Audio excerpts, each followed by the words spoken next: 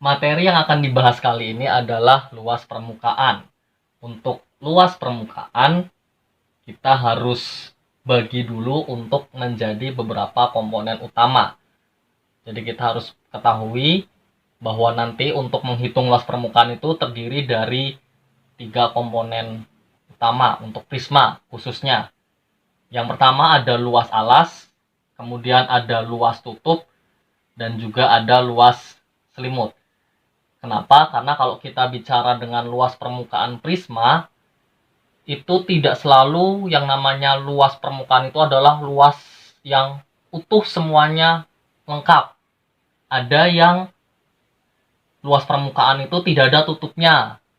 Jadi otomatis nanti luas tanpa tutup.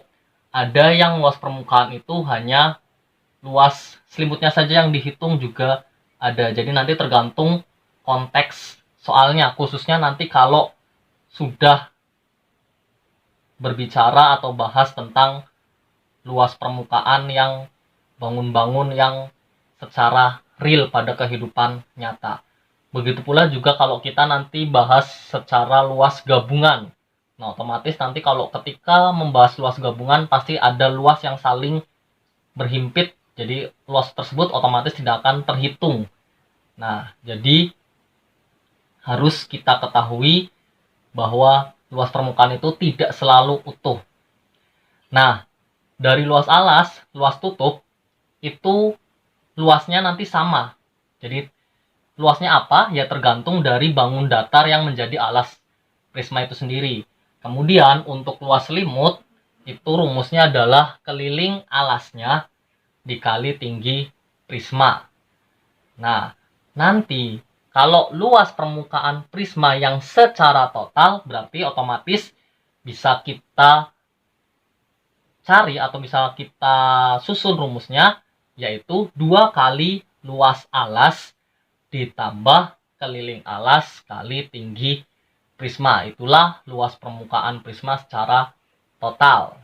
Tadi kalau misalkan sudah sampai ke soal cerita yang berkaitan dengan bangun datar, bangun ruang yang khusus, otomatis nanti akan menyesuaikan. Begitu pula juga dengan luas permukaan yang sudah gabungan dari beberapa bangun ruang. Oke, kita masuk ke beberapa bangun ruang prisma untuk ditelaah luas permukaannya. Kita mulai dari kubus. Nah, untuk kubus sendiri, luas permukaannya yaitu 6S kuadrat. S itu adalah dari panjang rusuknya. Kenapa 6? Karena kubus itu terdapat 6 persegi. Jadi, satu luas persegi kan S kuadrat. Berarti kalau kubus ada 6 persegi, berarti 6S kuadrat. Otomatis kalau misalkan nanti tanpa tutup kubusnya, ya berarti tinggal dikurangi 1. Jadi 5S kuadrat dan seterusnya. Kalau cuma temboknya saja, ya berarti cuma 4S kuadrat. Jadi seperti itu ya. Kemudian lanjut bangun ruang selanjutnya yang masih juga tergolong dalam prisma, yaitu ada balok. Kalau balok ada P, L, dan T untuk ukurannya, maka untuk luas permukaannya kita bisa tulis 2 kali P kali L ditambah 2 kali P kali T ditambah 2 kali L kali T. Nah, untuk 2 kali P kali L ini adalah untuk luas alas dan luas tutup dari baloknya. Jadi nanti kalau misalkan tanpa tutup, ya berarti tinggal PL-nya satu saja cukup.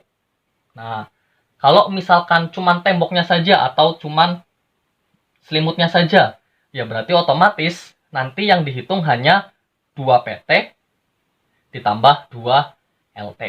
Nah, seperti itu. Kemudian contoh lagi yaitu prisma dengan alas segitiga. Seperti yang tertera pada gambar, kita ketahui ada alas segitiga, tinggi segitiga, kemudian ada S untuk sisi miring segitiga, dan juga ada tinggi prisma. Untuk luas permukaannya tadi kan rumusnya yaitu 2 kali luas alas ditambah keliling alas kali tinggi prisma. Nah, 2 kali luas alas. Luas alasnya segitiga, yaitu 2 dikali setengah dikali alas segitiga dikali tinggi segitiga. Sekali lagi, itu kalau full. Kalau nanti tanpa tutup ya tinggal angka 2-nya dihilangkan. Seperti itu.